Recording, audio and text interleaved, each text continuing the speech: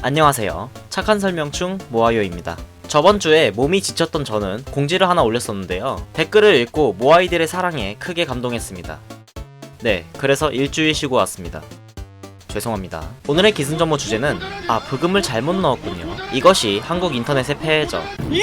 오늘의 기승전모 주제는 결말이 보이지 않는 만화의 대표주자, 하루 최소 3명이 눈앞에서 죽는 지옥의 세계관, 그리고 그 현장에 항상 있는 사신 그 자체, 명탐정 코난. 지금 시작합니다.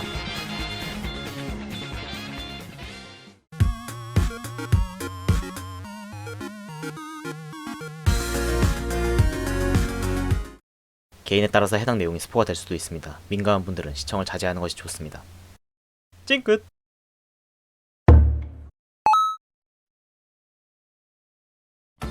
1992년 혜성처럼 등장한 추리 만화가 있었습니다. 인물간의 개성이 뚜렷하고 각양각색의 수준 높은 범행 트릭 덕분에 추리 만화로서는 높은 평가를 받은 작품이죠. 네 얘기하는 거 아니야. 그 만화는 바로 소년탐정 김전일이었습니다. 기존에 흔치 않던 추리라는 장르 때문인지 큰 인기를 누리던 김전일을 조용히 지켜보던 매의 있었으니 바로 소년 선데이의 관계자였죠.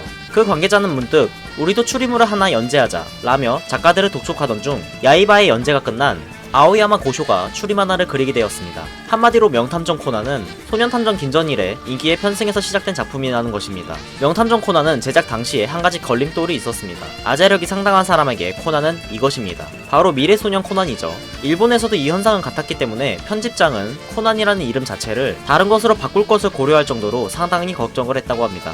물론 그 걱정은 현재로서는 괜한 걱정이 되었군요. 명탐정 코난은 소년탐정 김전일 같은 전통 추리물에 러브 코미디를 섞은 보다 가벼운 탐정물을 추구하는 특징이 있습니다.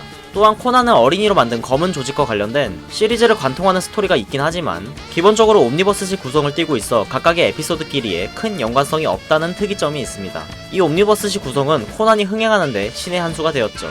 자세한 건 승에서 알아보도록 하죠.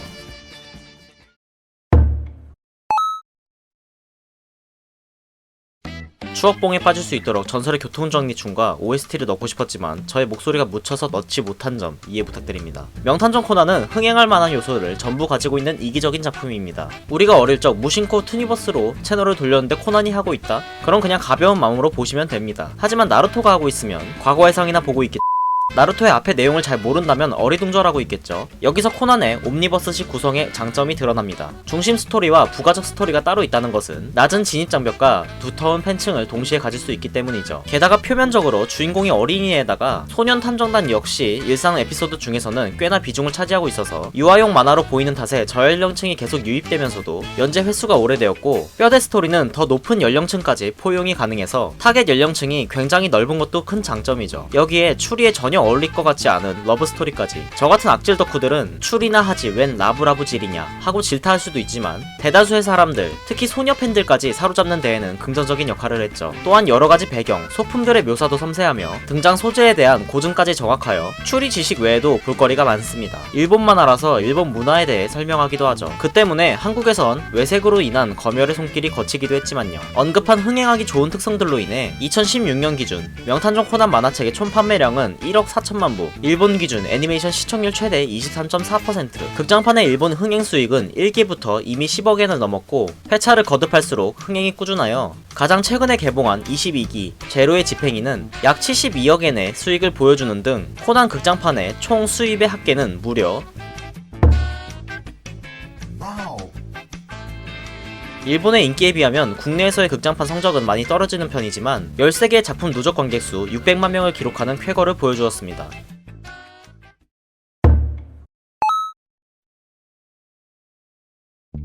승에서 언급한 엄청난 흥행에도 불구하고 명탐정 코난의 단점은 이미 훤히 드러난 지 오래입니다. 코난은 무려 1994년부터 연재 중인 작품입니다. 오랜 시간 연재 중인 만화가 문제가 생기는 이유가 있죠. 기승전모 드래곤볼에서도 이누야샤에서도 나루토에서도 언급했던 그것, 바로 무리한 연재 연장입니다. 2010년 작가의 인터뷰에서는 명탐정 코난을 70권쯤에서 마무리 짓겠다고 했습니다. 그리고 2014년 100권을 넘을 것 같다며 이젠 권수를 생각하지 않는다고 말을 바꿨죠. 역시 구린내가 풀풀 풍기는군요. 명탐정 코난의 연재지인 소년 썬데이는 한때 소년 점프와 소년 매거진과 더불어 소년지 3대장이라고 불렸습니다. 그러나 2010년대에 들어서 소년 매거진의 발행 부수는 꾸준히 감소하고 있는 상태입니다. 여기에 명탐정 코난까지 끝나는 순간 소년지 3대장은커녕 폐간을 걱정해야 하는 수준이 되는 것이죠. 코난의 작가로서는 같은 소년 썬데이의 만화인 이누야샤의 작가가 부럽겠군요. 안녕히 계세요, 여러분. 전 이 세상의 모든 굴레와 속박을 벗어던지고 제 행복을 찾아 떠납니다.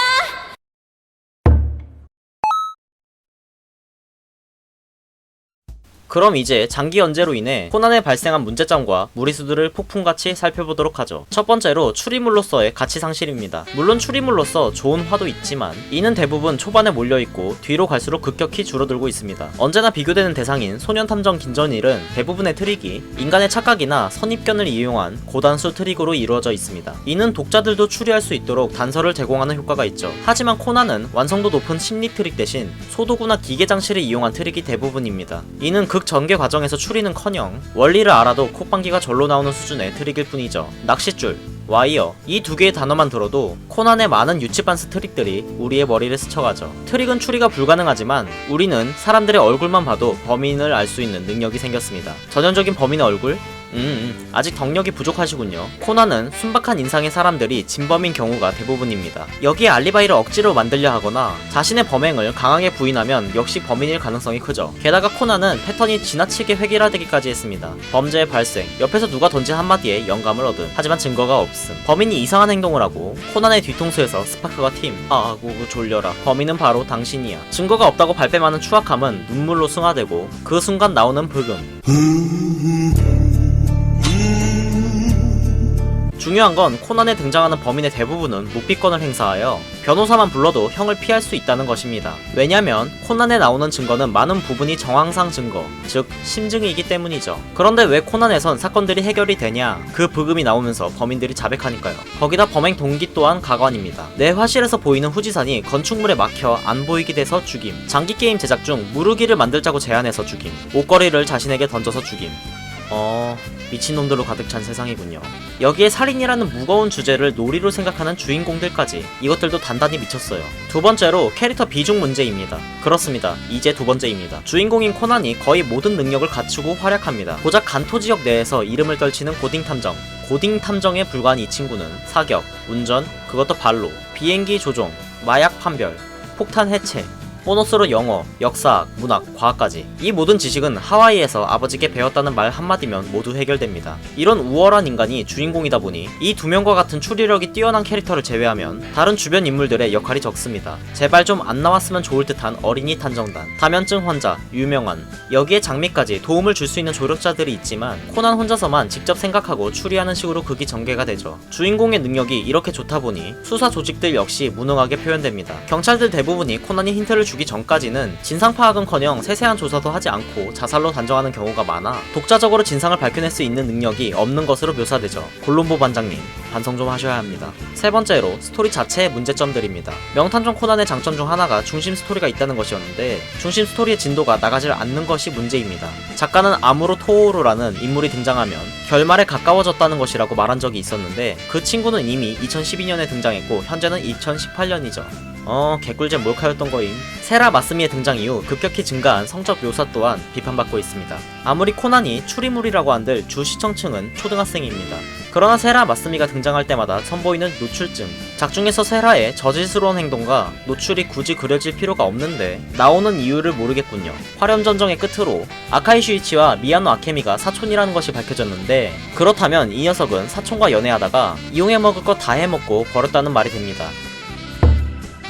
2016년 둘이 사촌관계인 것이 밝혀지고 엄청난 논란이 있었고 이는 현재도 진행 중이라고 합니다. 마지막으로 작가 자체의 문제입니다.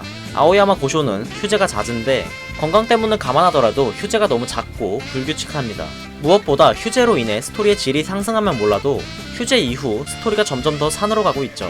최근 2018년 4월에 긴 휴재가 끝나고 1009화가 연재되었는데 갈 때까지 갔군요. 스토리의 진도는 느리지만 인터뷰 등에서 스포를 마구 뿌리는 것도 문제입니다. 지금까지 뿌려진 스포를 몇 개 말씀드리자면 코난은 해피엔딩, 남도일과 미라니의 10년 뒤 모습을 그릴 예정, 유명한은 결국 재결합에 성공, 세라는 검은 조직 멤버가 아니다 등등. 2014년 이후로는 인터뷰에서 대수롭지 않게 검은 조직에 대한 정보를 기자에게 흘렸는데 코난의 열렬한 팬이었던 기자는 인터뷰를 비공개 처리하는 경우까지 있었다고 하는군요. 한마디로 총체적 난국.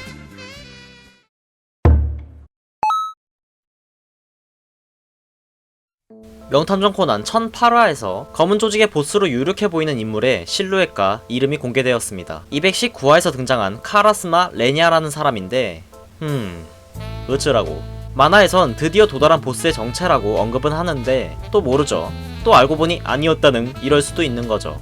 일본에서 2018년 5월 13일에 개봉한 명탐정 코난의 최신작 제로의 집행이는 한국에서 8월 초 여름방학 시즌 때 개봉할 가능성이 있다고 밝혀졌습니다. 또한 잘 알려지지 않은 사실이 있는데 코난은 스핀오프 작품이 있습니다.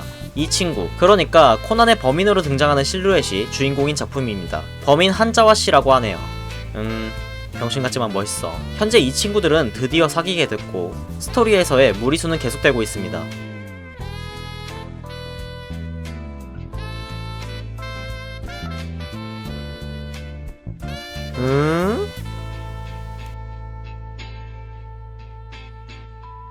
띠용.